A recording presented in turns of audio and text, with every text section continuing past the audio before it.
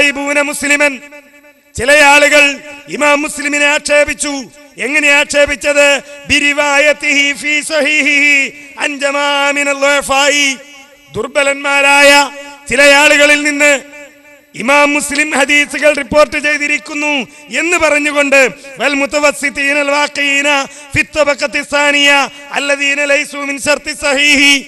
സ്വഹീഹാകേണ്ട നിബന്ധന പൂർത്തീകരിക്കാൻ പറ്റാത്ത രണ്ടാം നിരയിലുള്ള ചില ആളുകളെ ഇമാം മുസ്ലിം തന്റെ ഹദീസിൽ റിപ്പോർട്ടർമാരായി സ്വീകരിച്ചിരിക്കുന്നു എന്നതിനെ പറ്റി ചില ആളുകൾ ഇമാം മുസ്ലിമിനെ ആക്ഷേപിച്ചു. വലാ ഐബ അലൈഹി ഫീ ദാലിക. അങ്ങനെ ആക്ഷേപിക്കേണ്ട ഒരാവശ്യവും ഇല്ല. ഇമാം മുസ്ലിമിന്റെ റിപ്പോർട്ടിൽ ദുർബലന്മാർ വന്നു എന്നതുകൊണ്ട് അദ്ദേഹത്തെ ആക്ഷേപിക്കേണ്ടതില്ല എന്ന് പറഞ്ഞാൽ എന്താ അതിന്റെ അർത്ഥം? ദുർബലന്മാരായ ആളുകൾ മുസ്ലിമിന്റെ ഹദീസിൽ റിപ്പോർട്ടർമാരായി വന്നിട്ടില്ലെങ്കിൽ എന്താ പറയേണ്ടത്? അങ്ങനെ ഒരു ദുർബലന്മാരും വന്നിട്ടില്ല എന്ന്. വലാ ഐബ അലൈഹി ഫീ ദാലിക. ആക്ഷേപിക്കേണ്ടതില്ല. റിപ്പോർട്ടർമാർ വന്നിട്ടുണ്ട്, എന്താ ആക്ഷേപിക്കേണ്ടതില്ല എന്ന് പറയാൻ കാരണം മുസ്ലിമിന്റെ ഹദീസ് മോശമാണ് എന്നാണോ? അല്ല. വഖൽ ബൽ ജവാബുഹു മിൻ ഔജുഹിൻ. അതിനൊരുപാട് മറുപടികളുണ്ട്. സക്കറ ശൈഖുൽ ഇമാം അബൂ അംർ ബിൻ സലാഹ് റഹിമഹുല്ലാഹ്. ഇബ്നു സലാഹ് അതിനുള്ള പറ്റി ഒരുപാട് മറുപടികൾ പറഞ്ഞിട്ടുണ്ട്. ആ മറുപടികളിൽ നമ്മുടെ വിഷയവുമായി ബന്ധപ്പെട്ട മറുപടി മാത്രം ഞാൻ പറയട്ടെ. എന്താ മറുപടി? അയ്യകൂന ദാലിക വാഖിയൻ. എങ്ങനെയായി ദുർബലന്മാര് മുസ്ലിമിന്റെ റിപ്പോർട്ടിൽ വരുന്നത്? അഹ്മദ് ബിൻ ഈസയോ അല്ലെ അബൂ സഹർ മുസ്ലിമിന്റെ റിപ്പോർട്ടിൽ വന്നതല്ലേ? അപ്പൊ ഒരിക്കലും ദുർബലനാവില്ലല്ലോ എന്ന് ജാടകാട്ടി അവിടെ ഞെളിഞ്ഞ് ഇപ്പോഴും പറയുന്ന അഹ്സനിമാരെ ഏതെങ്കിലും ഒരു ഉസ്താദിന്റെ മുമ്പിൽ പോയിരുന്ന് ഹദീസ് നിദാന ശാസ്ത്രത്തിന്റെ കിതാബ് ഒന്ന് ഓതി പഠിക്കണം. എന്തുകൊണ്ടാ വന്നത്? അയ്യകൂന ദാലിക വാഖിയൻ ഫിൽ മുതാബഅതി വശവാഹിദി ലാ ഫിൽ ഉസൂലി. ഹദീസ് ഉദ്ധരിക്കുന്ന പണ്ഡിതന്മാര് അസ്ലായി ഒരു ഹദീസ് ഉദ്ധരിക്കും. അതിന് സാക്ഷ്യമായി, അതിന് ഉപോത്ബലകമായി മറ്റു ചില ഹദീസുകളും ഉദ്ധരിക്കും. ഈ ഉപോത്ബലകമായി ഉദ്ധരിക്കുന്ന ഹദീസുകളിൽ ചിലപ്പോൾ ദുർബലന്മാരുണ്ടാകാം. എന്തുകൊണ്ട്? അസ്ലായ ഹദീസ് വേറെയുണ്ട്, സ്വഹീഹായത്. അസ്ലായ ഹദീസ് സ്വഹീഹായി വേറെ വന്നിട്ടുണ്ട്. അതുകൊണ്ട് തന്നെ അതിന് മുതാബഅത്തുകളായി ഉപോത്ബലകമായി സാക്ഷ്യങ്ങളായി ഉദ്ധരിക്കുന്ന ഹദീസുകളിൽ ദുർബലന്മാരുണ്ടാകാം. വദാലിക ബിഅൻ യദ്കുറൽ ഹദീസ് അവ്വലൻ. ആദ്യമായി ഒരു ഹദീസ് പറയുക, ബിസ്നാദിൻ നളീഫിൻ, ശുദ്ധമായ സനദോടുകൂടി ഒരു ദൗർബല്യവുമില്ലാത്ത പരമ്പരയോടുകൂടി ഒരു ഹദീസ് പറയുക. റിജാലുഹു സിഖാത്തുൻ, അതിന്റെ റിപ്പോർട്ടർമാരൊക്കെ സ്വീകാര്യോഗ്യരാണ്. വയജലുഹു അസ്ലൻ, എന്നിട്ടോ ആ ഹദീസ് അസ്ലാക്കി വെക്കും. സുമ്മയുത്ബിഉഹു ബിസ്നാദിൻ ആഖർ, എന്നിട്ട് അതിന് ഉപോത്ബലകമായി മറ്റു ചില സനദുകൾ കൊടുക്കും. ഔ അസാനീദ ഫീഹാ ബഅ്ദുൽ ളുഅഫായി ഔ അസാനീദ ഫീഹാ ബഅ്ദുൽ ളുഅഫായി അലാ വജ്ഹി തഅക്കീദ് ബിൽ മുതാബഅ. ആ സനദിൽ ആരുണ്ടാകും? ദുർബലന്മാരുണ്ടായേക്കാം. ആ സനദിൽ അങ്ങനെ സാക്ഷ്യമായി ഉപോത്ബലകമായി ഉദ്ധരിക്കുന്ന ഹദീസുകളിൽ ചിലപ്പോൾ ദുർബലന്മാർ വന്നേക്കാം. അപ്പൊ മുസ്ലിമിന്റെ റിപ്പോർട്ടല്ലേ, ബുഖാരിയുടെ ശൈഖല്ലേ, അപ്പൊ പിന്നെ എങ്ങനെ ദുർബലന്മാര് വരും എന്ന് ചോദിക്കുന്നതിൽ അർത്ഥമില്ല. ഈ ഹദീസിന്റെ പരമ്പരയിൽ വന്ന അബൂ ഈസ അഹ്മദ് ബിൻ ഈസയും അതേപോലെ തന്നെ Humaid bin Ziyad Sakhr, Ziyad എന്ന് പറയുന്ന അബൂ സഖറും ദുർബലന്മാരാണ് എന്ന് ഹദീസ് നിദാന പണ്ഡിതന്മാർ രേഖപ്പെടുത്തിയത് ഞാനിവിടെ നിങ്ങളെ വായിച്ചു കേൾപ്പിച്ചു. ഇനി ചർച്ച ചെയ്യേണ്ടത് അങ്ങനെയല്ലാതെ ഇവരുടെ ഹദീസുകൾ ഉദ്ധരിക്കപ്പെട്ടിട്ടുണ്ടോ? മുതാബഅത്തല്ലാതെ ഉദ്ധരിക്കപ്പെട്ടിട്ടുണ്ടോ? ഉണ്ടെങ്കിൽ അത് തെളിയിക്കേണ്ട ബാധ്യത അഹ്സനിമാർക്കാണുള്ളത്. അവരുണ്ടെങ്കിൽ എവിടെയെങ്കിലും അത് തെളിയിക്കട്ടെ. ഇനിയോ മുജാഹിദുകളെ സംബന്ധിച്ചിടത്തോളം വളരെ കൃത്യമാണത്. കാരണം എന്താണ്? ഇമാം ഇബ്നു ഹജർ അസ്ഖലാനി ഫത്ഹുൽ ബാരിയുടെ ആമുഖത്തിൽ വളരെ കൃത്യമായി ഹദീസ് സാരിയിൽ രേഖപ്പെടുത്തിയത് കാണാം.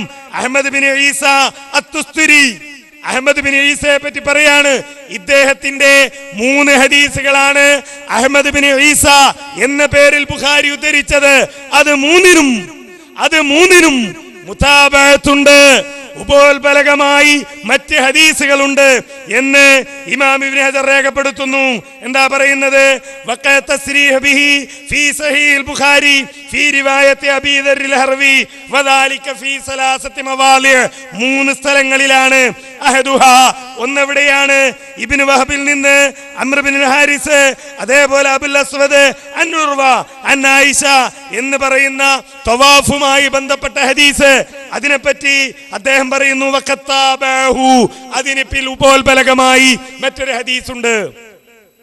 രണ്ടാമത്തെ ഹദീസ് സാനിഹ എന്ന് പറഞ്ഞിട്ട് ഈ അഹ്മദ് ബിൻ ഈസ ഉള്ള ഹദീസ് ഉദ്ധരിച്ചിട്ട് പറയുന്നു മഖ്റൂനൻ, അതിന് ഉപോത്ബലകമായി സുഫ്യാൻ ബിൻ ഉയൈനയിൽ നിന്നുള്ള ഹദീസ് ഉണ്ട്.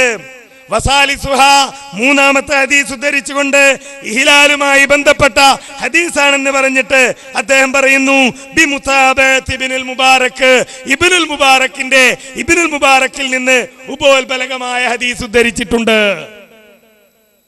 സനദിൽ ന്യൂനതയുണ്ടെങ്കിൽ 1 കോടി ഇനാം എന്ന അല്ലേ? ആൺകുട്ടികളുണ്ടോ തെളിയിക്കാനെന്നല്ലേ കിതാബ് ഉദ്ധരിച്ച് പൂർവികന്മാരായ ആൺകുട്ടികളായ പണ്ഡിതന്മാർ രേഖപ്പെടുത്തിയത് ഉദ്ധരിച്ച് മുജാഹിദുകൾ തെളിയിച്ചിരിക്കുന്നു.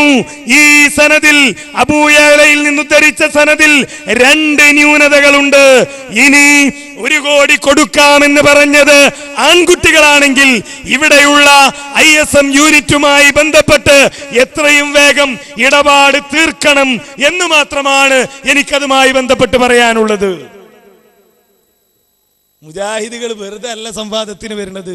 ഈ ജാതി കിതാബ് ഓതിയ ആളുകളും അത് പഠിച്ച ആളുകളും അത് പഠിപ്പിക്കാൻ പറ്റിയ ആളുകളും ഒക്കെ മുജാഹിദുകളുടെ കൂട്ടത്തിലുണ്ട്. അല്ലാതെ ബുഖാരി ഉദ്ധരിച്ച ആളാണ്, ബുഖാരിന്റെ സനദിലുള്ള ആളാണ്, അതല്ലെങ്കിൽ മുസ്ലിമിന്റെ സനദിലുള്ള ആളാണ്, അപ്പൊ എന്തായിരിക്കും? ബുഖാരിയുടെ ഹദീസ് എല്ലാം സഹീഹാണല്ലോ, സഹീഹല്ലാത്ത ഒരൊറ്റ ഹദീസും ബുഖാരിയിലില്ലല്ലോ, അതുകൊണ്ട് എന്താണ് എല്ലാ റിപ്പോർട്ടർമാരും സമ്പൂർണരും എല്ലാം കൊണ്ടും സ്വീകാര്യോഗ്യരുമാണ് എന്ന് തെറ്റിദ്ധരിച്ച വിവരക്കേടിന് 1 കോടി തന്നില്ലെങ്കിൽ ആളുകളോട് ക്ഷമ ചോദിക്കുക. അത്രേ പറയാനുള്ളൂ അതിനെപ്പറ്റി. മുജാഹിദുകൾ തെളിയിച്ചു ഈ ഹദീസിന് ന്യൂനതയുണ്ട് എന്ന്. ഇനി അൽബാനി പറഞ്ഞ ന്യൂനതയുണ്ടോ എന്നാണ്. അൽബാനി പറഞ്ഞത് ഈ ഹദീസിന്റെ വിശദീകരണത്തിലാണോ എന്നാണല്ലോ ചോദ്യം. ഈ ഹദീസിന്റെ വിശദീകരണത്തിൽ തന്നെയാണ് അൽബാനി പറഞ്ഞത്.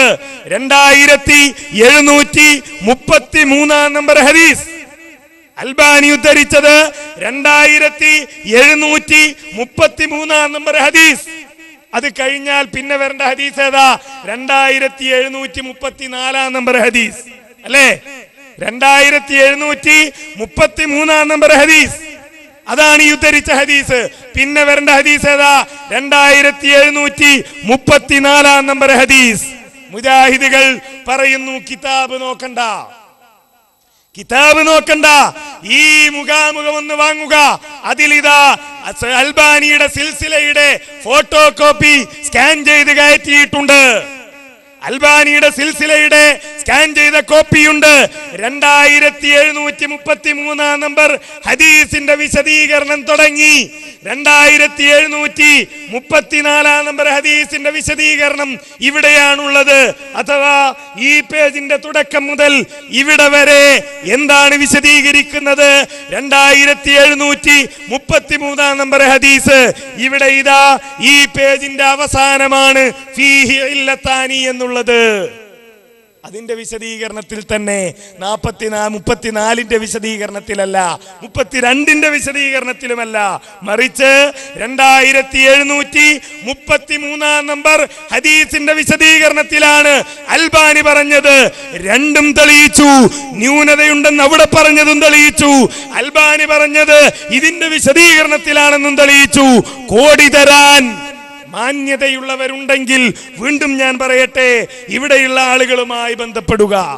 ഇനിയോ മത്തിന് വായിക്കാൻ പറഞ്ഞിട്ട് വായിച്ചിട്ടുണ്ടോ? തെളിയിക്കാൻ കഴിയോ?